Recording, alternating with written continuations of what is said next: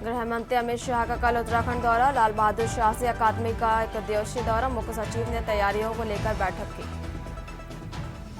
उत्तराखंड कांग्रेस ने निकाय चुनाव को लेकर दी जिम्मेदारी। नेताओं को जिले की दी जिम्मेदारी। देहरादून, हरिद्वार, उत्तरकाशी, चमोली के नेताओं की दी जिम्मेदारी।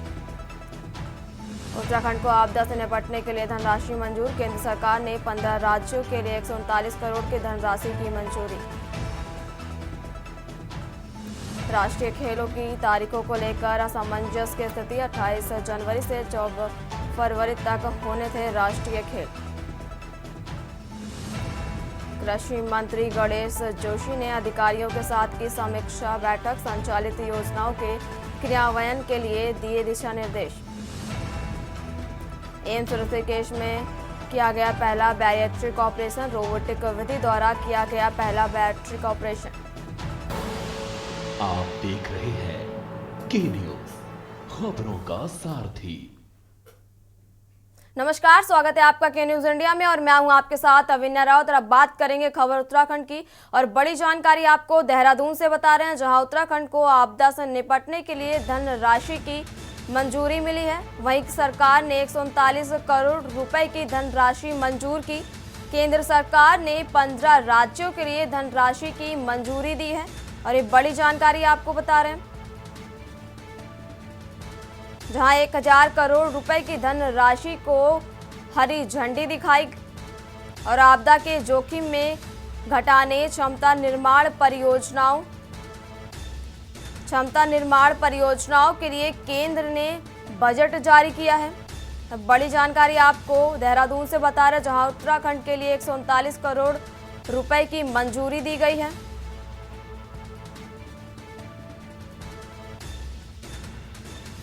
जहां क्षमता निर्माण परियोजनाओं के लिए केंद्र ने बजट जारी किया, तो वहीं उत्तराखंड के लिए 139 करोड़ रुपए की मंजूरी मिली है। और बड़ी जानकारी आपको देहरादून से बता रहे, जहां समिति ने राज्यों की जरूरतों के अनुसार बजट मंजूर किया है। केंद्रीय गृह मंत्री ने उच्च स्तरीय समिति गठित की है।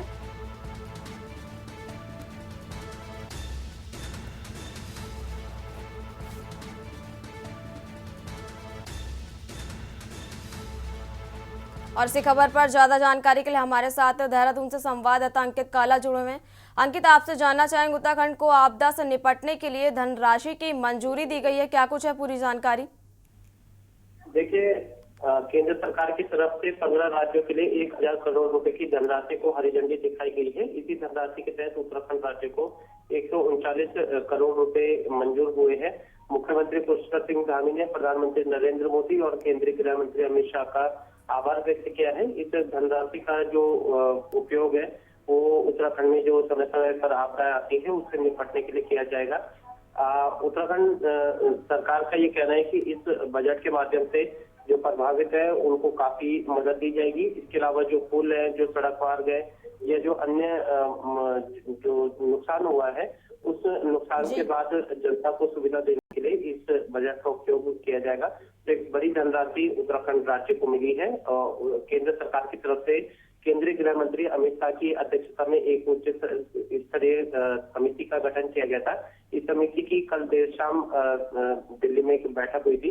उस बैठक में ये निर्णय लिया गया है और इसी 1000 करोड़ के मद में उत्तराखंड राज्य को 139 करोड़ रुपए की धनराशि जो है वो आपदा से निपटने के लिए प्राप्त हुई है। चलिए अंकित, आपका बहुत बहुत शुक्रिया अधिक जानकारी साझा करने के लिए। और ये बड़ी जानकारी आपको देहरादून से बता रहे, जहां आपदा के जोखिम को घटाने और क्षमता निर्माण परियोजनाओं के लिए केंद्र ने ये बजट जारी किया है। और ये बड़ी जानकारी आपको बता रहे हैं, जहां उत्तराखंड के लिए 139 करोड़ रुपए की मंजूरी दी गई है। समिति ने राज्यों की जरूरतों के अनुसार बजट किया है मंजूर।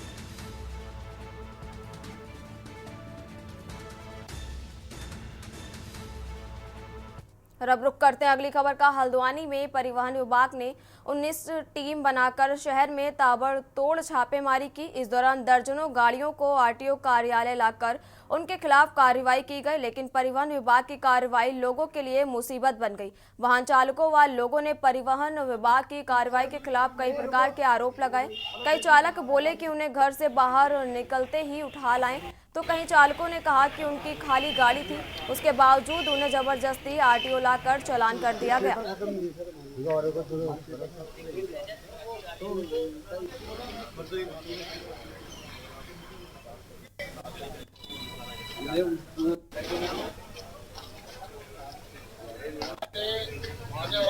कहना है हमारी जो है, आज हमने स्पेशल अभियान चलाया था जिसमें हमारी 19 टीम्स लगी हैं पूरे संभाग की, और बस स्टैंड के पास, रेलवे स्टेशन के पास, पेट्रोल पंप के बाहर, मेन रोड पे अगर खड़ी करके गाड़ियां अगर चलाएंगे वहां से, तो उस पर सख्त कार्रवाई की जाएगी। हमने पहले भी बता दिया था, और कुछ गाड़ियों के कागज भी खत्म है, इसलिए उन पर एनफोर्समेंट की कार्रवाई की गई और ये आगे भी जारी रहेगी। और बाद ऑटो पे भी कार्रवाई की जाएगी जिनका सत्यापन हो चुका है, डेट खत्म हो चुकी है, फिर उसके बाद ऑटो पे भी इस चीज़ की कार्रवाई की।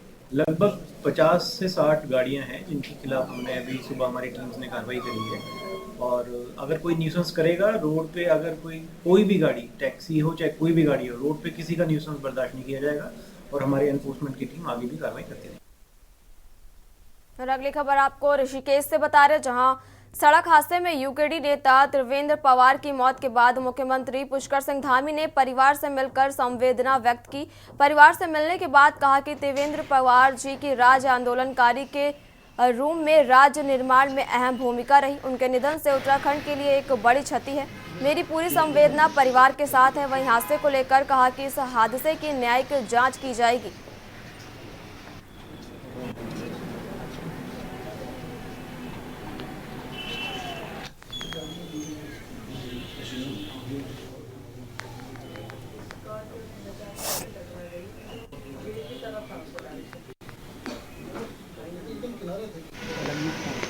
बड़ी क्षति है और श्री स्वर्गीय त्रिवेंद्र सिंह पवार जी का बहुत बड़ा योगदान है। उनका जाना हम सभी के लिए बहुत दुखद है, एक अपूर्णीय क्षति है और दुर्घटना हुई है। उसकी जांच के लिए पहले ही आदेश कर दिए गए हैं कि इस प्रकार की दुर्घटनाओं की पुनरावृत्ति न हो। हम सभी इस अवसर पर दुखी हैं, भगवान से प्रार्थना करते हैं कि उनको अपने श्री चरणों में स्थान दे और उनके पारिवारिक जनों को, सभी को इस जो असमय कष्ट आया है, इस कष्ट को सहन कर। खबर देहरादून से, जहां केंद्रीय गृह मंत्री अमित शाह के एक दिवसीय उत्तराखंड दौरे को लेकर उत्तराखंड भाजपा भी तैयारियों में जुट गई है। तो वहीं बीजेपी प्रदेश महामंत्री आदित्य कोठारी ने बताया कि केंद्रीय गृह मंत्री अमित शाह 28 नवंबर को एक दिवसीय उत्तराखंड दौरे पर रहेंगे। इसके तहत वह सुबह 11 बजे जौली ग्रांट एयरपोर्ट पहुंचेंगे। इसके बाद वह लाल बहादुर शास्त्री प्रशासन अकादमी मसूरी जाएंगे। इसके बाद शाम 4 बजे जौली ग्रांट एयरपोर्ट से वह दिल्ली के लिए रवाना होंगे। इस दौरान मुख्यमंत्री पुष्कर सिंह धामी, पार्टी के प्रदेश अध्यक्ष महेंद्र भट्ट के साथ ही अन्य वरिष्ठ नेता मौजूद रहेंगे। पार्टी स्तर पर ऐसे नेताओं की सूचना तैयार की जा रही है जो अमित शाह के आगमन और विदाई के दौरान मौजूद रहेंगे।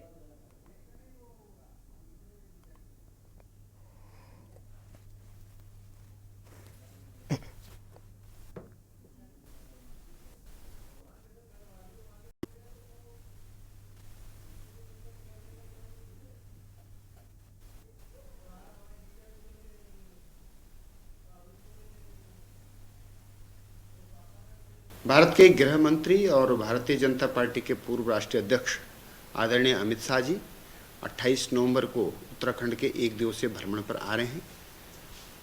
करीब 11 बजे जौली ग्रांट एयरपोर्ट पर पहुंचेंगे और इसके बाद लाल बहादुर शास्त्री एकेडमी मसूरी में उनका एक कार्यक्रम है और उस कार्यक्रम के पश्चात लगभग 4 बजे जौली ग्रांट से दिल्ली के लिए प्रस्थान करेंगे। भारतीय जनता पार्टी की ओर से प्रमुख नेताओं की सूची तैयार की जा रही है जो उनके स्वागत के समय में और उनके विदाई के समय में उनके साथ रहेंगे।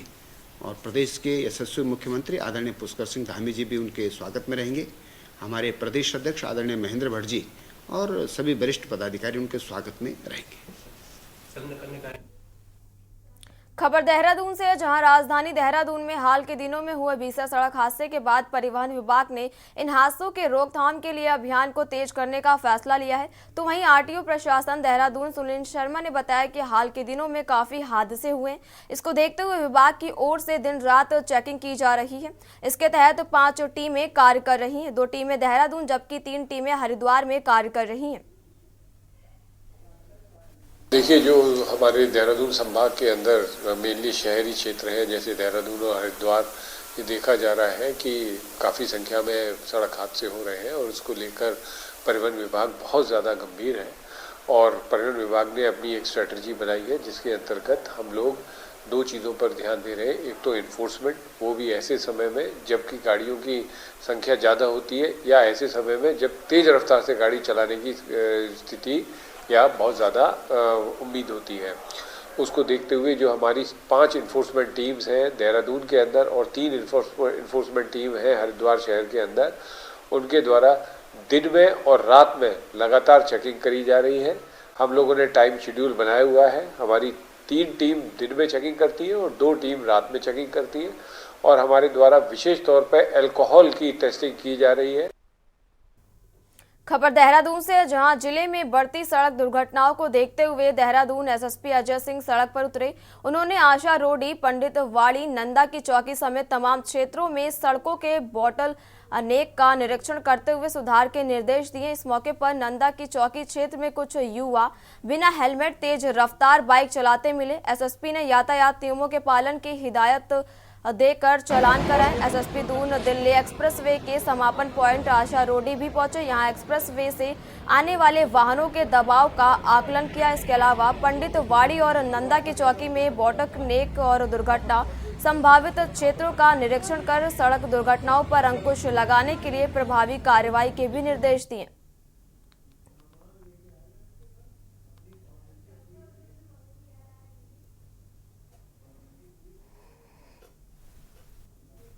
देखिए, विगत कुछ काफ़ी सारे दर्दनाक हादसे हुए जिसमें खासकर देखा गया कि ओवर स्पीडिंग एक इसका बहुत बड़ा कारण रहा है। इसके देखते हुए अभी जो रोड सेफ्टी कमेटी की जो बैठक जिलाधिकारी की अध्यक्षता में हुई थी, उसमें भी हमने सभी विभागों ने जो इसमें अपने इनपुट दिए थे, इसमें पुलिस विभाग की तरफ से जो स्टॉप लाइन है या बैरियर्स, ऐसे जो ब्रेकर्स बनने हैं, इस तरह के सुझाव को दिया गया था जो टेकअप हुआ था और जो शहर में विभिन्न जो चौराहे हैं वहाँ पर भी लगाए जा रहे हैं। और साथ ही साथ ऐसे कुछ बॉटलनेक्स भी बताए गए थे जहाँ पर एक्सीडेंट होने की संभावनाएं ज़्यादा हैं, उसके लिए भी निवारण के लिए संबंधित विभाग को निर्देश दिया गया है। खासकर आपने देखा होगा आशा रोडी पर भी एक एक्सीडेंट हुआ था बॉर्डर पर, तो वहाँ के जो रोड अलाइनमेंट है उसको लेकर भी और साथ ही साथ वहाँ पर प्रकाश व्यवस्था भी हो जाए और रिफ्लेक्टर्स लग जाए, तो रिफ्लेक्टर्स वगैरह लग जाए, प्रकाश व्यवस्था भी वहाँ पर सुचारू रूप से उसमें व्यवस्था बनाई जा रही है। साथ ही साथ 1-2 और प्रपोजल है नंदा की चौकी और जहाँ पर ज़्यादा एक्सीडेंट होने की संभावना है, स्टूडेंट्स काफ़ी मात्रा में रहते हैं, या प्रेमनगर साइड में भी है, वहाँ भी विजिट किया गया और जो भी चीज़ें हमें लग रहा है कि ज़रूरी है, जो संबंधित विभाग से कोऑर्डिनेशन के बाद करने से कुछ बेहतर हो सकता है, तो उस पर भी हम संबंधित विभाग को बता रहे हैं और ऑन साइट विजिट के बाद उनको नोट भी करा रहे हैं। साथ ही साथ ओवर स्पीडिंग और ड्रंकन ड्राइविंग पर लगातार जो पुलिस का अभियान वो चल रहा है। कल देर रात्रि भी 16 लोग को इसमें अरेस्ट किया गया ड्रंकन ड्राइविंग में, और साथ ही साथ 36 ओवर स्पीडिंग वाहन या ओवरलोडेड वाहन को भी, जो डंपर थे खासकर रात्रि में चल रहे थे, उनको भी सीज किया गया। खबर देहरादून से, जहां होने वाले राष्ट्रीय खेलों की तारीखों को लेकर असमंजस की स्थिति जारी है। खेल मंत्री रेखा आर्या का कहना है कि स्थिति जल्द ही साफ हो जाएगी। बता दें कि राज्य के 38वें राष्ट्रीय खेल 28 जनवरी से 14 फरवरी तक होने थे। इस पर इंडियन ओलंपिक एसोसिएशन की जीटीसीसी की मोहर भी लग चुकी है, लेकिन चीन में विंटर एशियन गेम्स की वजह से आईओसी ने राज्य सरकार से तिथियों में बदलाव पर सहमति मांगी है। इस संबंध में खेल मंत्री रेखा आर्या ने उत्तराखंड ओलंपिक एसोसिएशन के पदाधिकारियों के साथ बैठक भी की।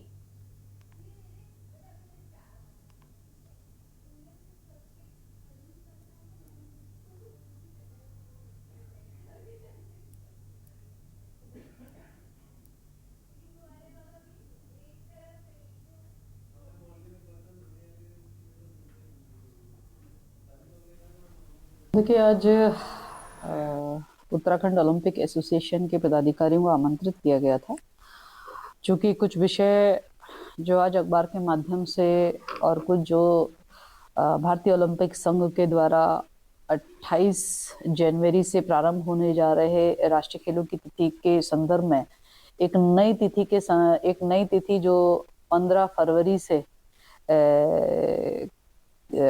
15 फरवरी के आए जाने और उसके संदर्भ में सरकार का कंसर्न लिए जाने के संदर्भ में जो पत्राचार हुआ है उसको लेकर आज बैठक हुई है।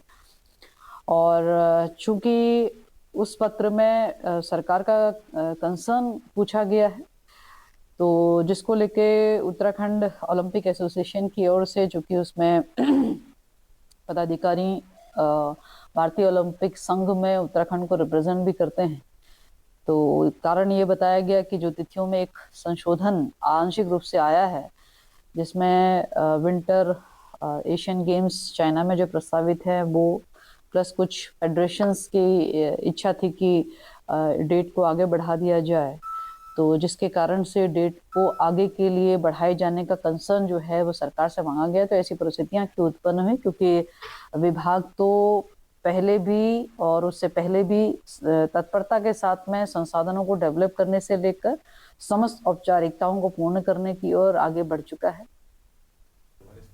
फिलहाल यहाँ रुकेंगे एक छोटे से ब्रेक के लिए। आप देख रहे हैं के न्यूज, खबरों का सारथी। ब्रेक के बाद एक बार फिर बढ़ते हैं खबरों की ओर। खबर देहरादून से, जहां सैनिक कल्याण मंत्री गणेश जोशी ने देहरादून के हाथीबड़ कला नया गांव में आयोजित all India Gorkha ex serviceman welfare association के 2 दिवसीय वार्षिक सम्मेलन में बतौर मुख्य अतिथि प्रतिभाग किया। 76वें वार्षिक सम्मेलन में देश के कई राज्यों, पंजाब, उत्तर प्रदेश, हिमाचल प्रदेश, पश्चिम बंगाल, मेघालय सहित कई राज्यों के all India Gorkha ex serviceman welfare association के डेलीगेट्स भी पहुंचे, जहां उन्होंने प्रदेश के सैनिक कल्याण मंत्री गणेश जोशी का स्वागत एवं अभिनंदन भी किया।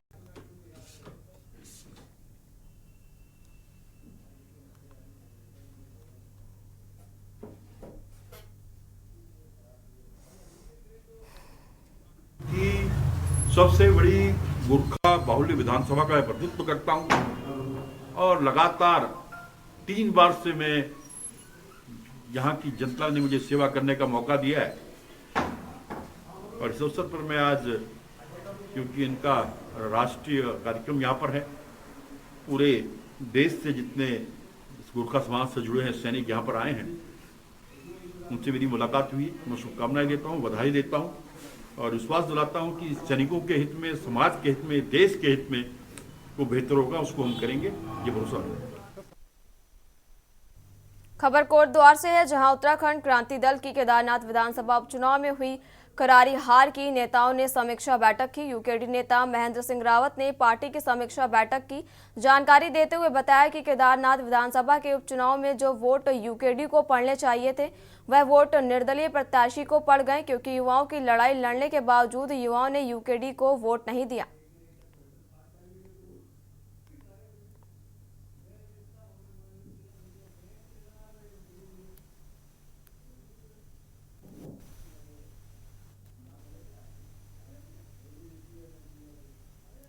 उसकी समीक्षा बैठक में यही खास रहा है कि भाई किस तरीके से जो उत्तराखंड क्रांति दल को पड़ने थे वोटों, किस तरीके से निर्दलीय में गए।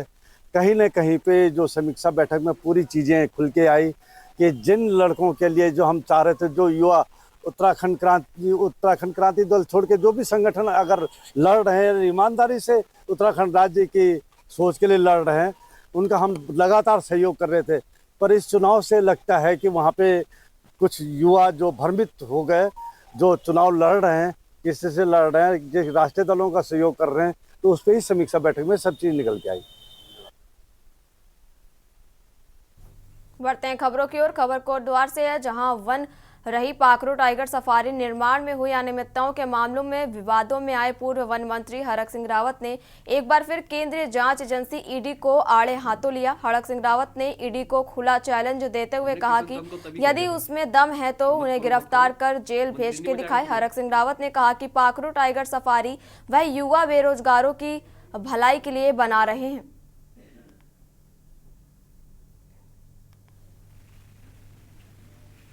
तो जेल में तो कहा उन ईडी वालों से, जब मैं अभी बुलाया था उन्होंने मेरे को, जैसे मैंने ईडी के सामने धरना दिया, वो वीडियो बना रहे थे ऊपर में ऑफिस से, तो मैंने कहा भाई छिप छिप के क्यों वीडियो बना रहे हो, सामने आके बनाओ ना। जब उन्होंने तुरंत उसके बाद, मुझे मालूम था जिस दिन मैंने ईडी के घेराव में दाड़ा में वहां, तो मुझे पता था आप सम्मान आने वाला मुझको। तो कह रहे साहब हम तो सोच रहे थे कि आप नहीं आओगे। मैंने मैं क्यों नहीं आऊंगा? कह रहे हम जेल भेजेंगे। मैंने कहा मैं तो तैयारी के साथ आया हूँ जेल में। जेल भेजोगे? कोई नेता कोई चोरी चकती डाल के थोड़ी जेल जाएंगे। मैंने कहा भाई एक अच्छे काम के लिए जाएंगे, गढ़वाल के हित के लिए, उत्तराखंड के हित के लिए, नौजवान को रोजगार देने के लिए हम पाखरो टाइगर सफारी बना रहे थे। अगर हमने अच्छा काम किया और अच्छे काम में अगर देखो, मन चंगा तो कटौती में गंगा। अगर मन साफ हो ना तो दुनिया की बड़ी से बड़ी एजेंसियों के साथ आदमी टकरा सकता है।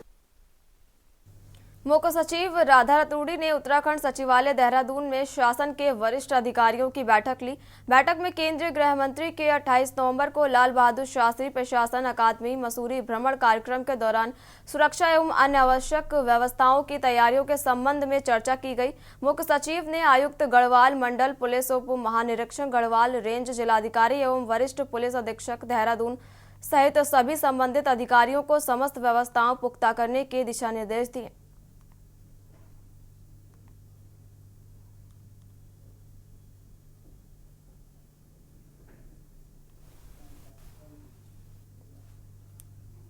मुख्यमंत्री पुष्कर सिंह धामी से मुख्यमंत्री आवास देहरादून में राज्य के नवनियुक्त पुलिस महानिदेशक दीपम सेठ ने शिष्टाचार भेंट की।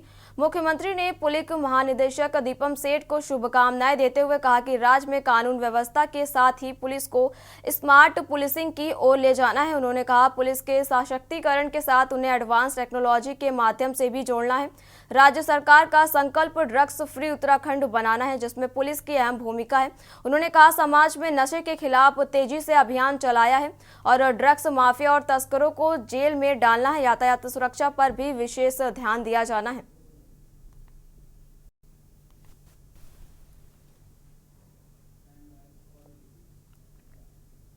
बढ़ते हैं अगली खबर की ओर। रुड़की के पुहाना में स्थित ग्रीनवे मॉडर्न स्कूल 2 में आयोजित 2 दिवसीय खेल 1.0 महोत्सव का आज समापन हुआ। इस 2 दिवसीय कार्यक्रम में हरिद्वार क्षेत्र के 15 स्कूलों ने हिस्सा लिया। सभी विद्यालयों की टीम अपने कोच के साथ विद्यालय में पहुंची तथा अपनी प्रतिभा का शानदार प्रदर्शन किया। पहले दिन क्वार्टर फाइनल मुकाबले आयोजित किए गए, वहीं आज दूसरे दिन सेमीफाइनल और फाइनल मुकाबले खेले गए, जिसमें फाइनल रस्साकसी प्रतियोगिता बालक व बालिका वर्ग में ग्रीनवे मॉडल स्कूल 2 की टीम ने प्रथम स्थान प्राप्त किया। फुटबॉल प्रतियोगिता में ग्रीनवे मॉडल स्कूल की टीम ने मोंटफोर्ट और डीपीएस रुड़की को हराकर प्रथम स्थान प्राप्त किया। डीपीएस दूसरे स्थान पर रही। आयोजकों ने छात्रों का उत्साह बढ़ाया तथा विजेता खिलाड़ियों को पुरस्कार किया।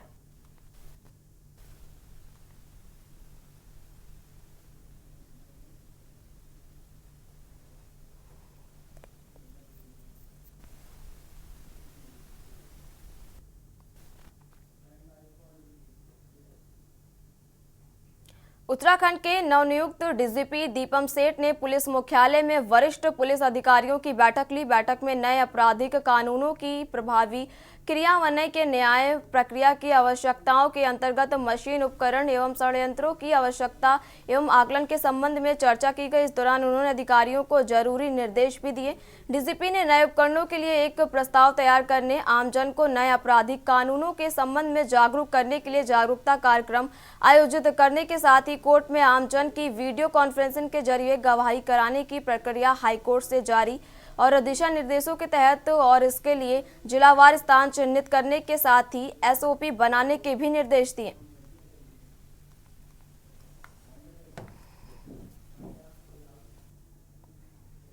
फिलहाल इस बुलेटिन में इतना ही। आप देखते रहिए के न्यूज इंडिया। आप देख रहे हैं के न्यूज, खबरों का सारथी।